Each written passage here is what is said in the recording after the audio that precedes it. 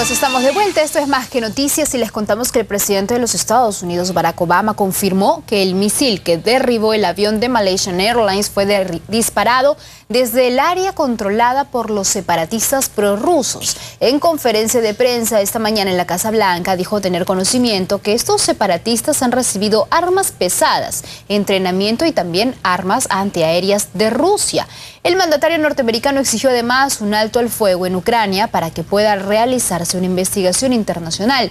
Obama evitó culpar a Rusia o a los separatistas directamente, pero remarcó que solo cierto tipo de armas son capaces de derribar un avión que vuele a la altura que lo hacía pues la aeronave comercial de Malaysian Airlines.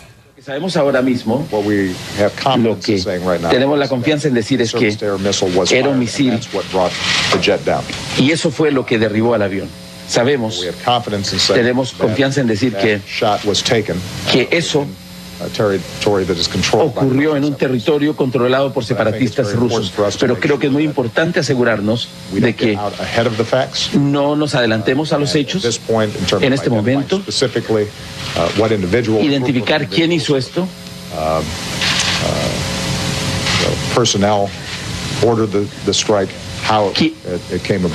cómo se llevó a cabo este ataque, cómo se realizó. Va a haber más información. Y estamos trabajando con toda la comunidad internacional para asegurarnos de que nos enfoquemos en llegar al fondo de este asunto.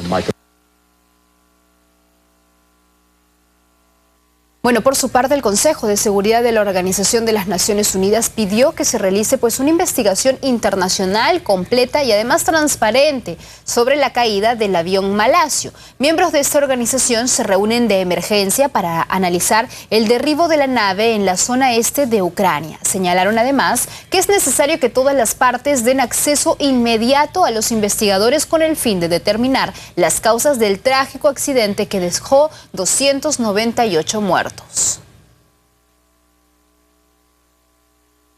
Y otro tema preocupante en el ámbito internacional es que Israel pues continúa en territorio palestino a 24 horas de la operación terrestre en la Franja de Gaza. El ejército israelí prosigue con la destrucción de los objetivos militares del grupo armado Hamas.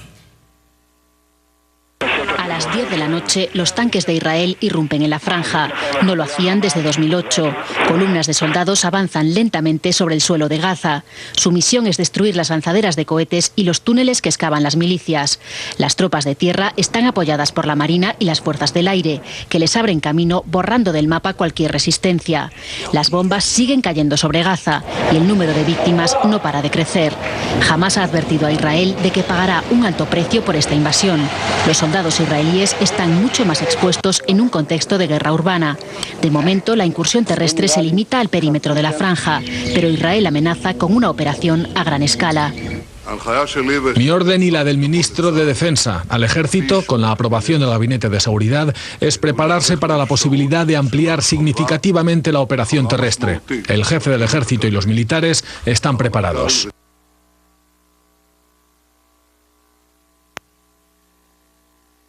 Y les contamos también que el Papa Francisco pues habló con el presidente de Israel, Shimon Peres, comunicándole su preocupación por la situación del conflicto que se vive en la zona de la Franja de Gaza. El sumo pontífice pidió al líder israelí transmitir un mensaje de moderación y paz para todos los ciudadanos de la región con el fin de reducir la violencia en la zona. Pido a Dios por una rápida solución y una solución política, fueron las palabras del sumo pontífice del Papa Francisco. Bueno, para entender entonces las últimas informaciones que nos llegan desde Medio Oriente, hemos invitado aquí en nuestros estudios a Ramiro Escobar. Él es un destacado analista en temas internacionales, a quien le damos la más cordial bienvenida esta tarde. ¿Cómo estás, Ramiro? Muy buenas tardes y gracias por estar con nosotros. Bueno, definitivamente son muchos días, más de 10 días de bombardeos directos de Israel en la Franja de Gaza, y ahora ya hablamos de una incursión terrestre. Según las últimas informaciones, es que al momento de los militares judíos israelíes ingresar a esta zona de la Franja de Gaza, encontraron túneles que conectaba esta zona con parte de Israel. ¿Qué es lo que significa esto? ¿Qué significa esta actitud y esta operación ofensiva armada de Israel? Bueno, esto es un segundo movimiento dentro de esta escalada que empezó hace más o menos 10 días, ¿no?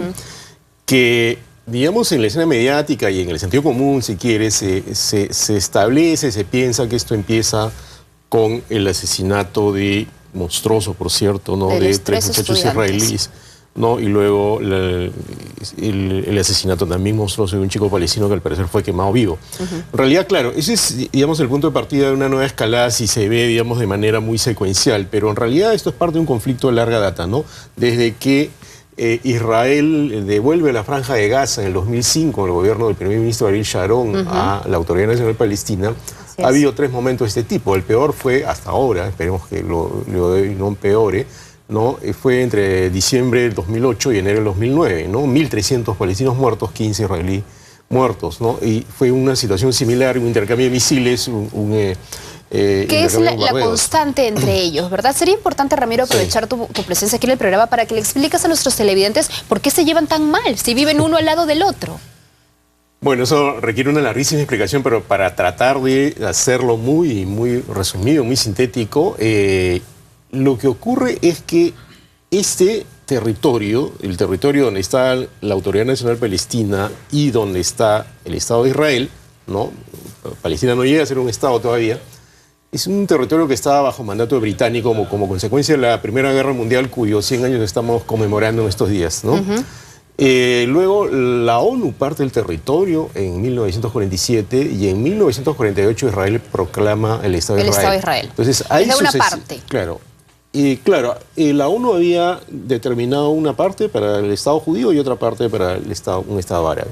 Entonces, a partir de 1948 hay sucesivas guerras, ¿no? En 1948, en 1956, en 1967, en 1973, ¿no? Todas esas guerras las gana Israel y en esas continuas guerras va acaparando y ocupando territorio que, de acuerdo a la partición de la ONU, le pertenecía a los palestinos. Claro, van agarrando más territorio del que le dieron. Exactamente, y la justificación es que lo hacen por seguridad, pero una gran crítica que se le hace al Estado israelí, que incluso le ha hecho el presidente Obama en alguna ocasión y antes el presidente Clinton, y me parece que hasta Condoleezza Rice, ¿no? Cuando era la administración Bush, es la continua construcción de asentamientos de colonos en los territorios ocupados. ¿Qué son los territorios ocupados? Son los territorios que han sido invadidos por Israel a través de las sucesivas guerras. Entonces, la Franja de Gaza, ¿no? Era uno de esos territorios hasta el año 2005. Pero debido a las protestas, los conflictos, las exigencias de la Autoridad Nacional Palestina, se le devuelve a la Autoridad Nacional Palestina en el 2005. Claro, Lo que ocurre, y esto es bien importante entenderlo, ¿no? Que la Franja de Gaza es una de las zonas más densamente pobladas del mundo, ¿no? En una parte tiene solo 14 kilómetros de ancho, ¿no? Y unos 40 kilómetros de largo, ¿no? Entonces ahí viven en 360 kilómetros cuadrados, imagínate, Alicia, más de 1,5 millones de personas, ¿no? Las entradas a la Franja de Gaza están controladas por el ejército israelí. Muy controladas, ¿no? ¿ah? De ellos, o sea, de las autoridades israelíes, depende de la entrada de agua, la entrada de combustible, la entrada de alimentos. Solo hay una parte que conecta con Egipto, que es la frontera que se llama Rafah, ¿no? Entonces, la que es un poco más liberada, se puede decir, ¿no? Comprenderás que es muy difícil que 1,5 millones de personas metidas en un espacio tan pequeño, con las entradas controladas, ¿no? Puedan tener fácilmente, puedan huir fácilmente de un bombardeo, ¿no? Entonces, cuando se habló hace poco de un cese al fuego, ¿no? Es cierto, Egipto propuso un cese al fuego, ¿no? Pero la exigencia jamás era que liberaran algunos presos de Hamás. Bueno, claro, eso llevarlo podría al ser tema político, ¿no? más discutible, pero también que se liberaran las entradas, las fronteras. Entonces, Israel no aceptó eso, sí aceptó el cese al fuego, entonces ese cese al fuego al final no resultó. Claro, porque siempre dice que es por el tema de seguridad que no lo puede hacer. Y ahora, entonces, después de todo esto, Israel dice que recibe misiles, incluso pues han habido el sonido de las alarmas porque recibe misiles desde la Franja de Gaza. Eso no lo podemos ocultar, pero también hay intensos bombardeos en la zona de Palestina. ¿Con quién pelea Israel? ¿Con todos los palestinos o con algunos grupos armados en específico? Pelea con Hamás, ¿no? Directamente con Hamás. Y dentro de toda la colectividad palestina, o sea, por supuesto no todos están de acuerdo con Hamás. Hamás es un grupo que controla la Franja de Gaza, pero no controla Cisjordania. Hace poco, y esto es bien importante observarlo, ¿no? Hace apenas unas semanas, Al-Fatah, que es el grupo que controla Cisjordania, donde está el presidente Mahmoud Abbas, el presidente de la Autoridad Nacional Palestina, hizo un acuerdo de unidad nacional con Hamás, que controla la Franja de Gaza. Ese acuerdo establecía que separaran los actos de violencia contra Israel. Ese acuerdo era la antesala de entrar nuevamente a un curso de negociación.